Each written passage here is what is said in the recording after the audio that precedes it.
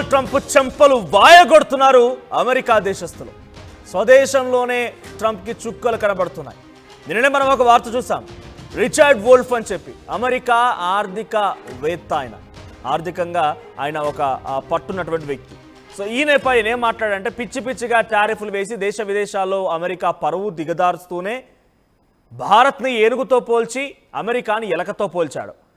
ఏనుగు లాంటి ఇండియా పైన ఎలక లాంటి అమెరికా పోరాడుతోంది, ఎలకలాగా ఏదో పిచ్చి పిచ్చి ఫైట్ చేస్తోంది అని చెప్పి డొనాల్డ్ ట్రంప్ని ఉద్దేశించి రిచర్డ్ వోల్ఫ్ మాట్లాడుకొచ్చారు. ఇదిలా ఉండగానే ఇప్పుడు అమెరికా అప్పీళ్ల కోర్టు కూడా, ఫెడరల్ అప్పీల్ కోర్టు సంచలన నిర్ణయం తీసుకుంది. టారిఫ్లు విధించేటువంటి ఈ విధానం ఏదైతే ఉందో ఈ టారిఫ్లు చట్ట విరుద్ధం అంటూ అమెరికా ఫెడరల్ కోర్టు తీర్పునిచ్చింది. ట్రంప్ అధికారాలకు మించి, ట్రంప్కున్నటువంటి ఆ రైట్స్కి మించి, ఆయన అధికారాలను మించి అతిక్రమించాడని కూడా కోర్టు చాలా స్పష్టంగా తెలియజేసింది. అందుకే మ్యాడ్ మ్యాన్కి బుర్ర పని చేయడం లేదని చెప్పి అక్కడ వాళ్ళంతా నమ్ముతున్నారు. మా ట్రంప్ పిచ్చోడు అయిపోయాడయ్యా, ఈ పిచ్చోని మాటలు నమ్మకండి అని చెప్పి అక్కడ ఈ దేశస్తులు కానివ్వండి, అక్కడ ఉన్న కోర్టులు కూడా, న్యాయస్థానాలు కూడా చెప్తూ ఉన్నాయి.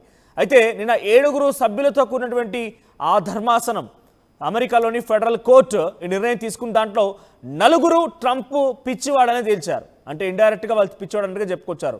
సో ఆయన అధికారాన్ని మించి టారిఫ్లు విధిస్తున్నారు దేశ విదేశాల పైన. సో ప్రస్తుతానికి ఈ పెంచిన టారిఫ్స్ అన్నింటినీ కూడా అక్టోబర్ నెల మధ్యం నాటికి, అంటే October middle of the October month వరకు కూడా కంటిన్యూ అవుతాయి. అంటే సుమారుగా ఇంకా 45 డేస్. ఆ తర్వాత డెఫినెట్గా ఈ విధానం మొత్తం కూడా తిరిగి మళ్ళీ డౌన్ కావాల్సిందే.